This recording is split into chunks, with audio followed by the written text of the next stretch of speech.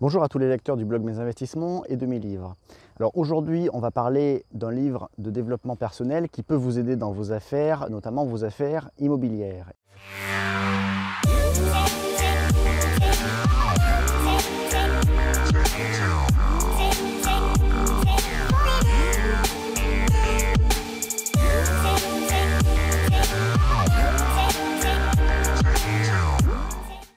Alors ce livre, c'est How to Win Friends and Influence People de Dale Carnegie, qui a été écrit en 1936 et qui est traduit dans la version française par le titre Comment se faire des amis.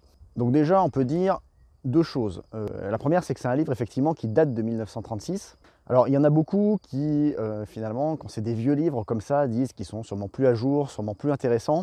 Moi je ne suis pas du tout de cette approche-là, que ce soit d'ailleurs pour des livres de bourse ou des livres de développement personnel. J'ai plutôt tendance à avoir une grande confiance dans des livres qui ont su traverser les décennies et dont on parle encore aujourd'hui. C'est typiquement le cas de ce livre-là. Alors ensuite, une seconde remarque préalable, c'est qu'on voit que le titre anglais, c'est How to Win Friends and Influence People. Si je vous mets en parallèle la couverture française, on voit comment se faire des amis, là, avec un homme et une femme qui se font un petit câlin. Donc c'est une couverture qui fait très roman photo des années 80.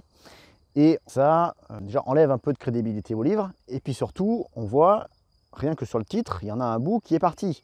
On voit que sur la version anglo-saxonne, le Influence People, c'est ce qui est écrit en le plus gros.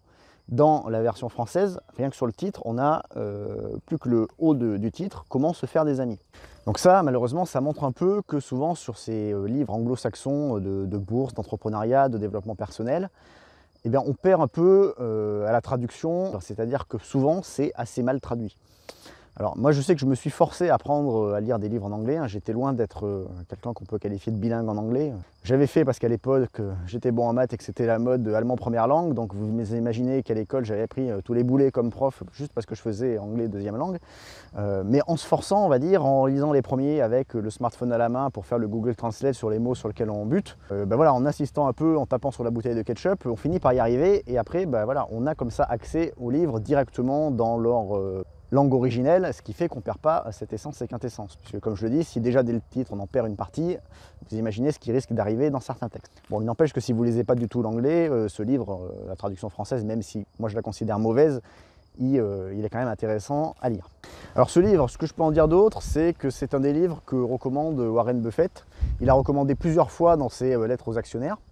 Et il dit qu'il fait partie des livres qui ont le plus contribué à changer sa vie. Alors il faut dire aussi que ce qui est prodigué dans ce livre, quand on s'intéresse souvent à l'investissement, à la dépense financière, alors ça ne va pas être le cas de tous d'entre vous, mais ça va être le cas, on va dire, d'une fraction plus importante que dans la population générale, et c'est aussi mon cas. On est plutôt un peu différent, peut-être un peu introverti. Et par rapport à d'autres livres, quand on va vous chercher à appliquer ce qu'il y a dans ce livre-là, ça va nous forcer un peu. C'est-à-dire que moi, typiquement, effectivement, qui suis plutôt un peu introverti nativement, on va dire, il y a des livres que je lis d'entrepreneuriat, etc. Des fois, parfois, j'appliquais déjà les choses, même avant d'avoir lu les livres, mais que je peux appliquer facilement. Celui-là, il faut que je me force un peu quand même pour appliquer certains des préceptes qui sont dans ce livre. Alors moi, ce livre, avant de le lire, j'en avais déjà entendu plusieurs fois parler. Il y a des résumés qui traînent sur Internet avec notamment les 20 et quelques principes qui sont affichés sous forme de liste. Bon, j'avoue, tant que je ne l'avais pas lu, que j'avais juste vu ces listes, ça ne m'avait pas plus fait tilt que ça.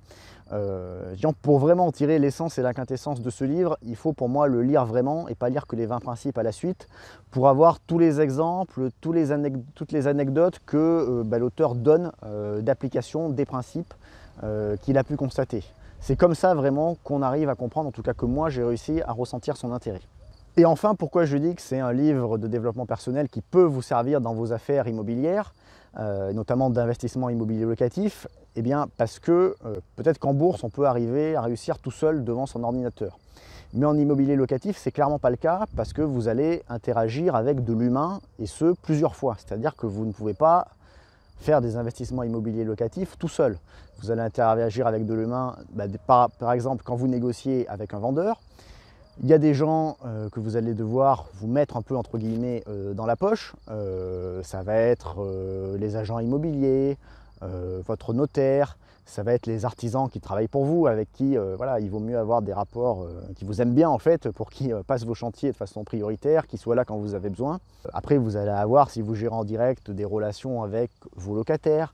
Donc il y a beaucoup d'humains qui intervient.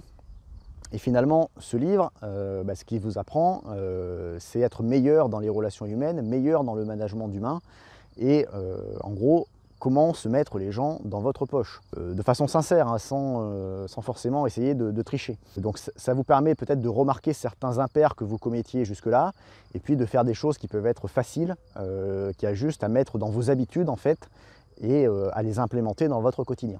Bon, puisqu'on parlait d'immobilier, je vous rappelle rapidement mes deux livres, le best-seller L'investissement immobilier locatif intelligent que vous pouvez trouver sous Amazon en version papier ou électronique, et en électronique également sur la Fnac. Et puis sa suite, 77 exercices pratiques pour l'investisseur immobilier intelligent. Je vous mets les liens de ces livres dans la description de la vidéo. Je vous mets également un petit bonus gratuit, le PDF, les 7 méthodes d'entrepreneur applicables à l'investissement immobilier locatif que vous pourrez télécharger gratuitement. Je vous mets également le lien vers le livre de Dale Carnegie.